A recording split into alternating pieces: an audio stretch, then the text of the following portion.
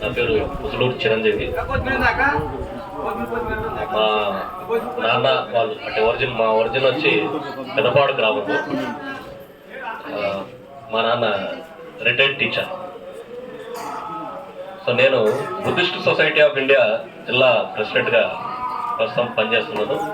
అంతకుముందు దామోదరం సంజీవయ్య గారి జిల్లా సాధన సమితి దాంట్లో కో కన్వీనర్గా కర్నూలు జిల్లాకి ఆయన పేరు పెట్టించాలని నేను ఉద్యమించినాను. తర్వాత బహుజన్ సమాజ్ పార్టీలో కూడా పాండ్యం అధ్యక్షుడిగా కొంతకాలం పనిచేస్తాం. ఇది నా ఇంట్రొడక్షన్.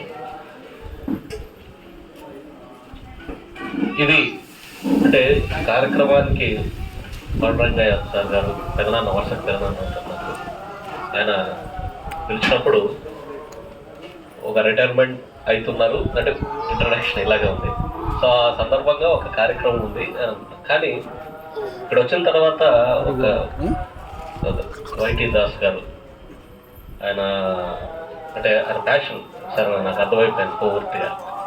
ఇప్పుడు కూడా సో మనమంతా మీటింగ్ జరుపుకుంటుంటే ఆయన నిర్వహిస్తున్నారు, పక్కన పనులు చూసుకుంటున్నారు. అంటే నాకు ఆయన పర్సనాలిటీ ఏం అర్థమైందంటే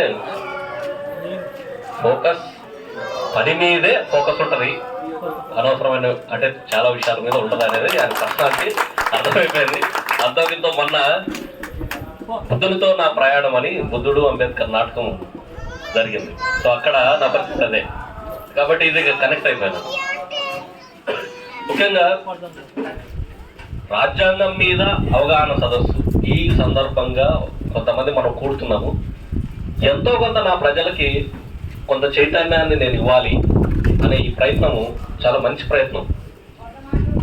నన్ను అడిగితే ప్రతి ఒక్క రిటైర్మెంట్ ఫంక్షను, ప్రతి ఒక్క బర్త్డే ఫంక్షను, ఇంకా ఏమేమి ఫంక్షన్లు ఉంటాయో ఆ ఫంక్షన్లో అంతా కనీసం అంటే కొంతైనా మన సమాజం గురించి, సమాజం ఇప్పుడున్న పరిస్థితుల గురించి మాట్లాడుకోవాల్సిన అవసరం ఉంది. రాజ్యాంగం, భారత రాజ్యాంగం అనేది మన వరకు ఏంటంటే ఒక పుస్తకం ఏదో అంటే అంబేద్కర్ గారు బాగా చదువుకున్నారు కాబట్టి ఎవరు చదువుకోలేదంత మించి కాబట్టి ఆయనకి ఏదో అవకాశం ఇచ్చినారు అని చాలా మంది అనుకుంటారు. కానీ ఎందుకు అసలు రాజ్యాంగ రచన జరిగే రాజ్యాంగ సభకు ఒక అంటరాని వాడు పోవాలంటే ఎంత పోరాటం జరుగుతుంది అనే విషయాల్ని మనం తెలుసుకోవాల్సిన అవసరం ఉంది. స్వతంత్ర పోరాటం జరుగుతున్న క్రమంలో ప్రతి ఒక్కరు బ్రిటిష్ వాళ్ళని బయటకు పంపించి ఇది దేశాన్ని మనమే హస్తగతం చేసుకోవాలి అనుకున్న ఆ క్రమంలో భారతదేశం స్వతంత్రమైనంత మాత్రాన అది అట్టడుగు వర్గాల చేతిలోకి దాని ఫలితాలు ఏం రావు అనేది బాబాసాహెబ్ అంబేద్కర్ గారికి కాదు, అంతకుముందు 1857 సిపాయిల తిరుగుబాటు అని చెప్పి తెలుసుకుంటాం. అంతకుముందే మన మహనీయులకు తెలుసు ఈ భారతదేశం స్వతంత్రం అయితే ఇది మళ్ళీ బ్రాహ్మణుల చేతిలోకి వెళ్ళిపోతుంది, ఈ సమాజ వ్యవస్థ ఎట్లా ఉందో అలాగే ఉండిపోతుంది, ఏం మార్పు ఉండదు. స్వతంత్రం అంటూ వచ్చిందంటే అది అట్టడుగు ప్రజల చేతుల్లోకి ఈ భారతదేశాన్ని పరిపాలించే అవకాశం రావాలని చెప్పి మొట్టమొదట సూచించిన వ్యక్తి మహాత్మా ఫూలే గారు. ఆయన సత్యశోధక్ సమాజ్ అని ఒక సంస్థను స్థాపించి ఏం చేశారంటే మాలామాదిగల్ని, ఆయన ఒక బీసీ కులానికి చెందిన ఆయన మాలమాదిగలందరూ ఒక చోట చేరదీసి వీళ్ళందరికీ హక్కుల గురించి, తర్వాత ఒక బ్రాహ్మణీయ వ్యవస్థ మనల్ని ఎలా అణిచివేత గురి చేస్తుంది అనే అంశాల మీద ఆయన చాలా అవగాహన కల్పించేవాడు. ప్రతి చోట అంటే ఈ భారతదేశంలోకి ఏమైనా చట్టాలు రావాలన్నా, లేదు విద్య వచ్చినా, లేదు సంస్థలు మత సంస్థలు వచ్చినా కూడా ఆ మత సంస్థలు కూడా పూర్తిగా వీళ్ళే కబ్జా చేసేసేటోళ్ళు అన్నమాట. కబ్జా చేసి అట్టడుగు వర్గాలకు రాకుండా చేసే ఆ క్రమంలో సత్యశోధక సమాజాన్ని స్థాపించారు. ఆ సమాజం ఒక 100 ఏళ్ళు అంటే ఈయన 100 ఏళ్ళు అయిపోయి చనిపోయిన తర్వాత అంబేద్కర్ గారు ఫూలే గారిని ప్రేరణగా తీసుకొని ఆ సత్యశోధక సమాజ్లో అంబేద్కర్ గారి అక్క పనిచేస్తుంటుంది. ఆమె వల్ల సత్యశోధక సమాజ్ పరిచయం అవుతుంది. పరిచయం అయిన తర్వాత అసలు మానవ హక్కులు సంబంధించి మనం ఏం పోరాటం చేయాలనేది ఆయన ఒక దిశానిర్దేశం దొరుకుతుంది. ఆ ఉద్యమాన్ని ఆయన ఎంత పీక్స్ తీసుకెళ్తాడంటే ఈ భారతదేశాన్ని నిర్దేశించే ఒక అత్యున్నతమైన చట్టం ఏదైతే ఉందో భారత రాజ్యాంగం, దాని రచనల్లో నేను ఉండాలి అనే ఒక ప్రయత్నం చేస్తాను.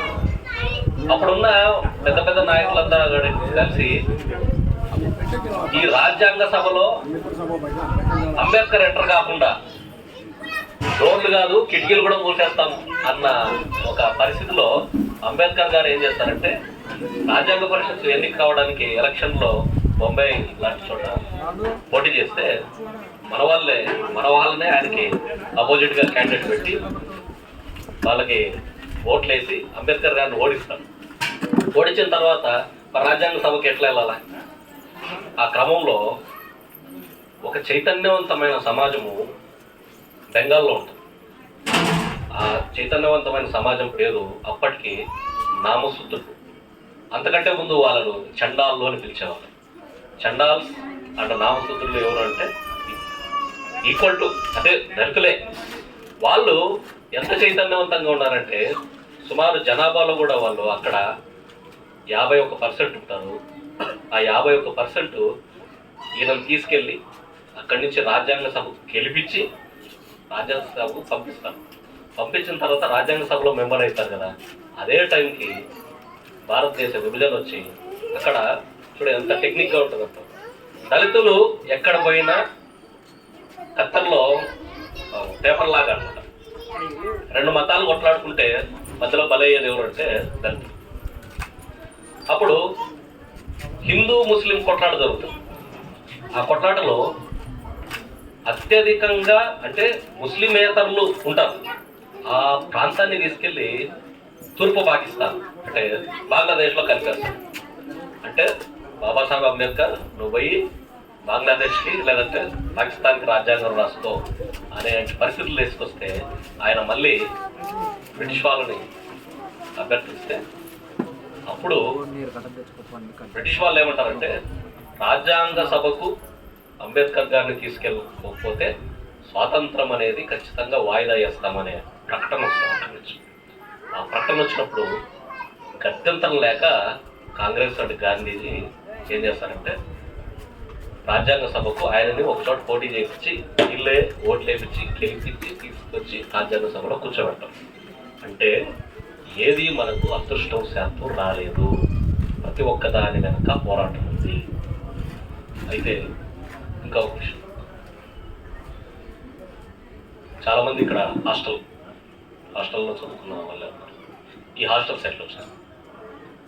1932లో మనకు డబుల్ ఓటింగ్ పద్ధతి రౌండ్ టేబుల్ కాన్ఫరెన్స్లో అంబేద్కర్ గారు సాధించుకొని వచ్చిన తర్వాత దీనికి వ్యతిరేకంగా గాంధీజీ నిరాహార దీక్ష చేస్తారు.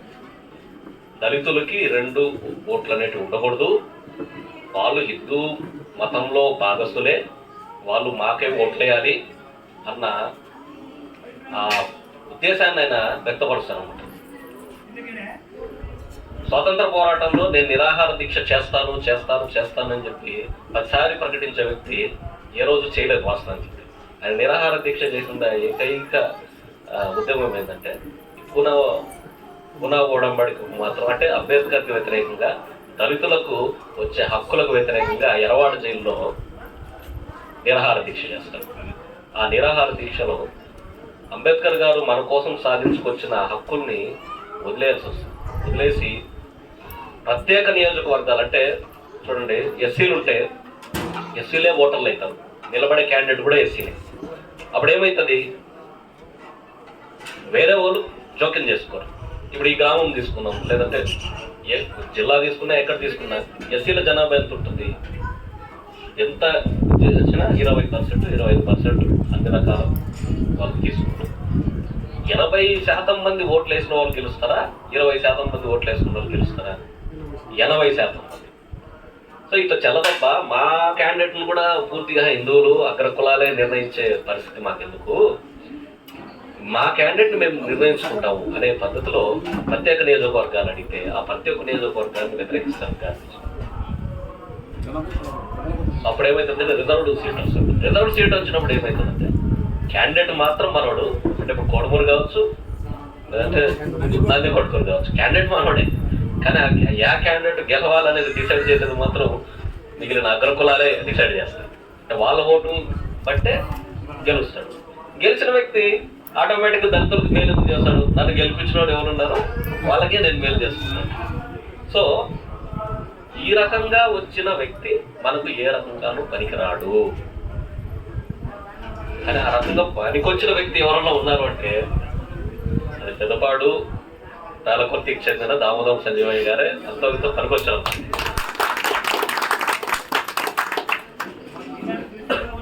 సో ఆయన ఇండిపెండెంట్ గా దళితుల్ని మిగిలిన బీసీలు కలుపుకొని రాజకీయ చైతన్యం వైపు ఆయన వెళ్ళి రాజకీయంగా చాలా రకంగా అలా నిర్ణయాలు తీసుకోవడం జరిగింది. సో ఈ హాస్టల్ కార్డుకి వచ్చినాం. ఈ పూనా ఒప్పందంలో భాగంగా అప్పుడు ఏం జరుగుతుందంటే ఈయన నిరాహార దీక్ష చేస్తున్నాడు.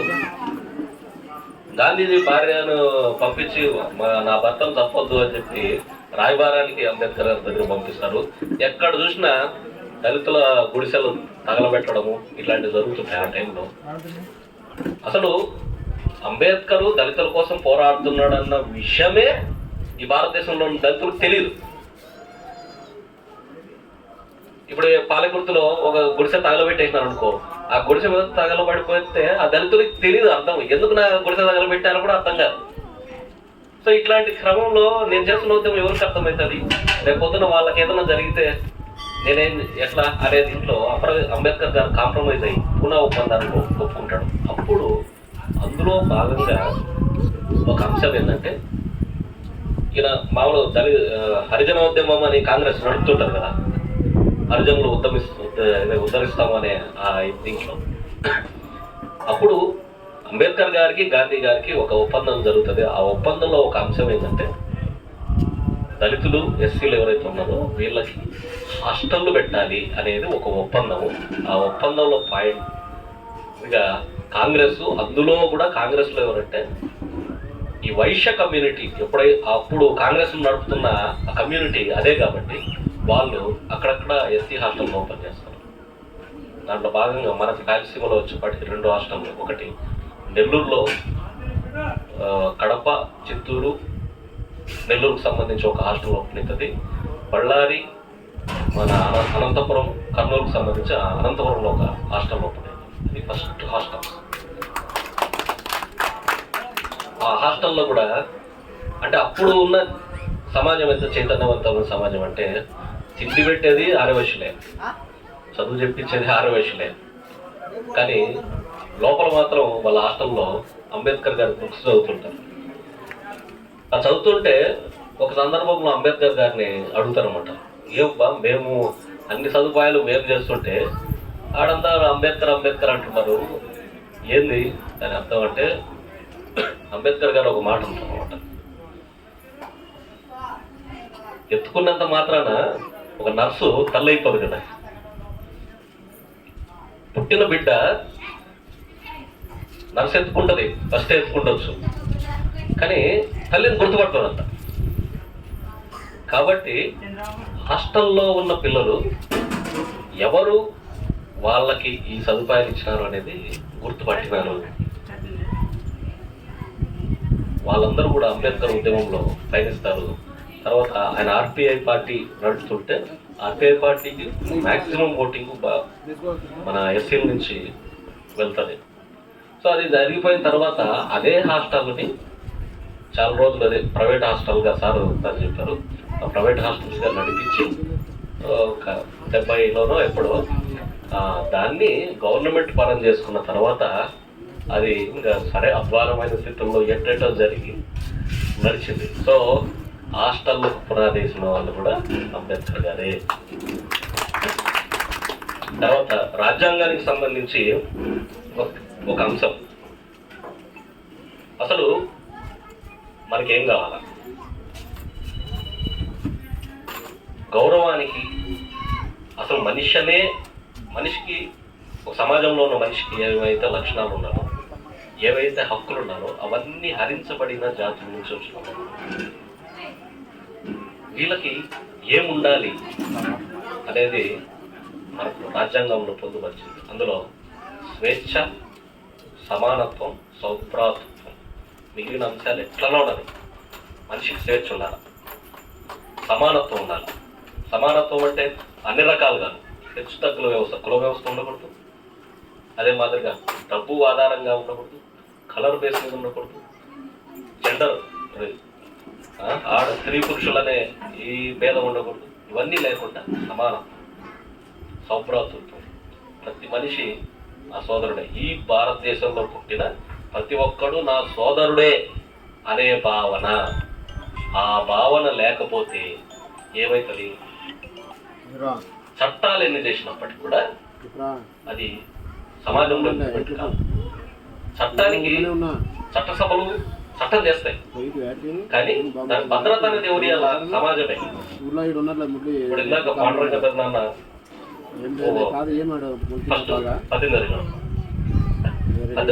ఆ పద్యంలో ఒక అంశం ఏంటంటే దేవుని ముందు అందరూ సమానమైనప్పుడు మనకి ఎందుకు కులాలు అనేది దాంట్లో సారాంశం. అయితే సమాజము ఒక స్టేజ్లో అది కూడా యాక్సెప్ట్ చేసింది. అంటే దేవుని ముందు సమానమే, కానీ నా ముందు మాత్రం సమానం కాదు, మరిద్దరం సమానం కాదు. అంటే మనుషుల మధ్యలో మాత్రం తేడా అవుతుంది. చట్టం ముందు అందరూ సమానమే అనేది రాజ్యాంగం చెప్తుంది. రాజ్యాంగ రచన చట్టాలు కానీ ఏం చెప్తుంది? చట్టం ముందు అందరూ సమానమే. అది ఎక్కడ గౌరవింపబడుతుంది? చట్టసభలో గౌరవింపబడుతుంది. లేదా పోలీస్ స్టేషన్ పోయినా ఏం పోయినా ఈ చట్టం ప్రకారం నేను సమానం, నేను అందరితో సమానమే అనేది నువ్వు వాదించుకుంటావు. కానీ సమాజంలో ఇప్పుడు నువ్వు నడుచుకుంటూ పోతుంటావు, ముఖం చూసి పక్కకు తిప్పుకొని పోతాడు. లేదా ఒక చోట మెజారిటీ వాళ్ళు ఉన్నారనుకో, నేను ఒంటరిని చేస్తాను. లేదా నువ్వే మెజారిటీ ఉన్నావు అనుకో, వాడే ముందు తప్పుకుంటాడు. నీకు చాలా మంది అబ్జర్వ్ చేసి ఉంటారు. కూర్చోండి సార్ అని చెప్పి మనల్ని కూర్చోబెట్టి లేచి వెళ్ళిపోతాడు. అంటే మనతో నిలబడ్డానికి కాదు, మనతో కూర్చోడానికి కూడా ఫీల్ అవుతాడు మనిషి. ఎవరైనా ఫ్రెండ్స్ ఉన్నారు అనుకోండి, మీరు ఇంకా ఎక్కువ అనుభవించుంటారు పల్లెలు. వాళ్ళ కొడుకు మనతో స్నేహం చేస్తే అవమానకరంగా ఫీల్ అవుతాం. సో ఇవన్నీ చట్టం చెప్తుందా, లేదా దేవుడు వచ్చి చెప్తాడా? చెప్పడం. దీన్ని మనం ఎట్లా తెచ్చుకోవాలి?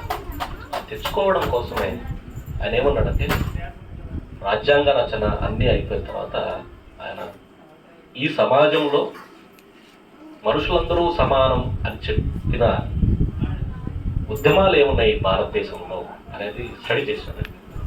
స్టడీ చేసి అసలు మనం ఏంటంటే వేరే దేశాల చరిత్ర అన్నీ తెలుసుకుంటున్నాం, కానీ మన చరిత్ర మనం తెలుసుకోవడం.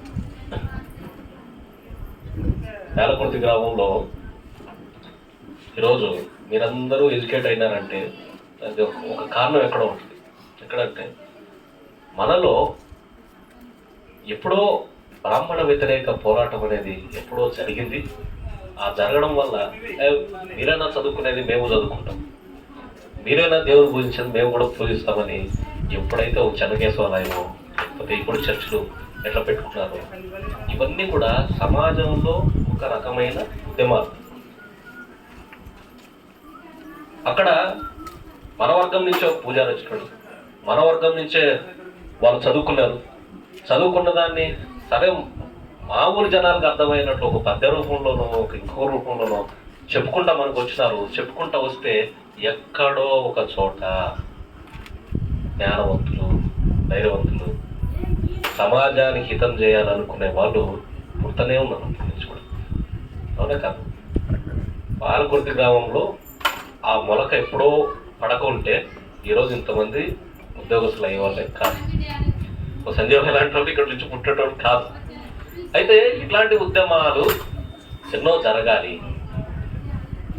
కమ్యూనిస్ట్ పార్టీ మావో ఏమంటారు, రాజకీయ విప్లవం కంటే ముందు ఎన్నో సాంస్కృతిక విప్లవాలు రావాలంటే. అంబేద్కర్ ఏమంటారంటే, ఎన్నో ఉద్యమాలు ఇండియాలో వచ్చిపోయినాయి, ఎన్ని ఉద్యమాలు వచ్చినా కూడా ఈ హెచ్చు తగ్గుల వ్యవస్థని ఏ మహానుభావుడు చెరపలేకపోయినాడు.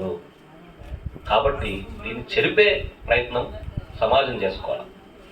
రాజ్యాంగాన్ని రాజ్యాంగ సభకు అప్పచెప్పినప్పుడు కొన్ని మాటలు మాట్లాడతాను అంబేద్కర్. అవేమంటే, మనకు ఈ డెమోక్రసీ ఏమంటారు, ప్రజాస్వామ్యం. ఈ ప్రజాస్వామ్యం అనేది మనకు కొత్త కాదు. ఎప్పుడో బుద్ధుని కాలంలో ఈ ప్రజాస్వామ్యం అనేది ఉంది. అయితే కొన్ని వేల సంవత్సరాలు మనము దానికి దూరం అయిపోవడం వల్ల ఈ రోజు తీసుకొచ్చిన ప్రజాస్వామ్యం అనేది మనకు కొత్త వింతగా ఉంటుంది, అర్థం కాదు. ఎందుకంటే ప్రతి మనిషికి ఎడ్యుకేషన్ లేదు, ప్రతి మనిషికి ఈక్వల్ రైట్స్ లేవు, ప్రతి మనిషిని సోదరుగా దగ్గర తీసుకొని అబ్బా నువ్వు నేను సమానమే కూర్చొని ఒక విషయం మీద ప్రతి గ్రామంలో నీటి సమస్య మీద మనం చర్చిద్దాము అని పక్కన కూర్చొని ఇది లేదు, ఎన్విరాన్మెంట్ లేదు. లేనప్పుడు ఇదేమో పేపర్కి మాత్రం పరిమితం అవుతుంది, సమాజంలో మాత్రం ఉండదు. కాబట్టి ఏం చేయాల? ఇవన్నీ పైకి కనిపించే వరకు మాత్రమే ఇవన్నీ అద్భుతంగా ఉంటాయి, కానీ ఇంప్లిమెంటేషన్లో ఇదంతా ఏమి జరుగుతుందంటే ఎవరికో గుత్తాధిపత్యంలోకి వెళ్ళిపోతుంది. అంటే సామాజిక పరంగా కానీ, చదువు పరంగా కానీ, అప్పటికే రాజకీయంగా వాళ్ళ పలుకుబడి పెట్టుకున్న వాళ్ళ చేతుల్లోకి వెళ్ళిపోయినప్పుడు ఈ సమాజం ఏమైపోతుందంటే మిగిలిన అట్టడుగు ప్రజలు ఎవరైతున్నారో వాళ్ళకి ఫలితాలు ఏమందవు అని చెప్పడం. దానికి ప్రత్యామ్నాయంగా ఆయన ఏం చేస్తారంటే సాంస్కృతిక విప్లవం మన ఇక్కడ జరగాల. అంటే ఏంటంటే మీరు నేను ఈక్వల్, స్వేచ్ఛ, సమానత్వం, సౌభ్రాతృత్వం ఇది సమాజంలో మనకు ఎస్టాబ్లిష్ అయ్యే ప్రయత్నం మనం చేయాలి అన్నప్పుడు ఆయన చివరిగా 1956 అక్టోబర్ 14వ తారీఖున ప్రప్రమాదం అంటే 2600 సంవత్సరాల ముందు భారతదేశంలో ఏ విప్లవం అయితే జరిగిందో ఆ విప్లవం తాలూకా కంటిన్యూషన్ ఈయన తీసుకొని బుద్ధుడి తాలూకా విప్లవాన్ని ఈయన కంటిన్యూ చేస్తా బుద్ధిజం స్వీకరించడం జరిగింది. అంటే కుల మతాలు అనేటివి లేని ప్రతి మనిషి సమానం అనుకునే ఆ మార్గంలోకి వెళ్ళింది. అయితే ఇంకో మాట చెప్తాను, ప్రపంచం మొత్తం మీద 2 గొప్ప విప్లవాలు ఆయన ఐడెంటిఫై చేసిన 2 గొప్ప విప్లవం మీకు వెంటనే చెప్పండి. ఒకటి ఫ్రెంచ్ విప్లవం. ఫ్రెంచ్ విప్లవం నుంచినే మనం స్వేచ్ఛ, సమానత్వం, సౌభ్రాతృత్వం అనే దాన్ని మనం తీసుకున్నాము, అదే మన రాజ్యాంగంలో మనం పొందవచ్చు.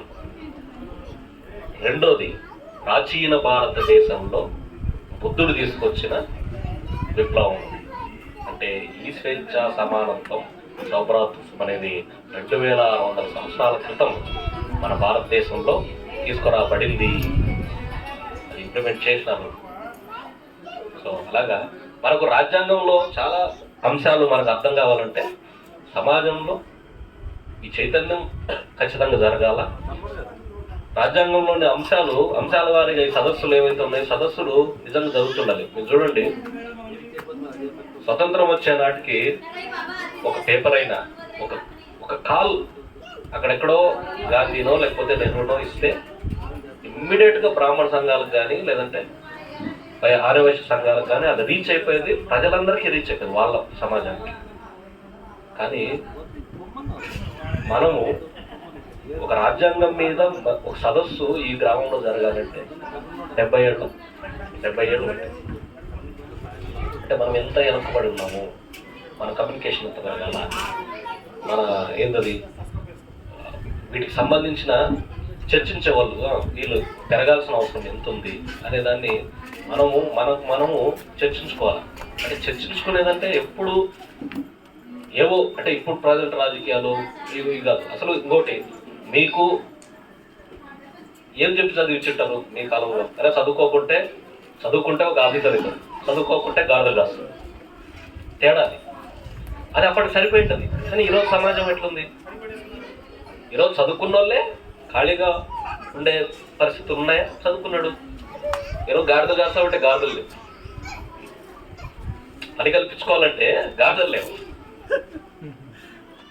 కానీ అతనికి తన సొసైటీకి, తన గ్రామానికి, తన దేశానికి ఏదో చేయాలి అన్న ఏదైతే ఉంటుందో అది మనం చొప్పిస్తేనే అతను ఏదో కొత్తది క్రియేట్ చేయగలుగుతాం. సో అది మీ దగ్గర నుంచి నేను మళ్ళీ వెళ్ళాలా, మళ్ళీ కాలకృతికి రాకుండా మళ్ళీ సారు ప్రయత్నం ద్వారా మళ్ళీ వెలుగులోకి రావాలని చెప్పి నేను ఆశిస్తాను. సెలవు.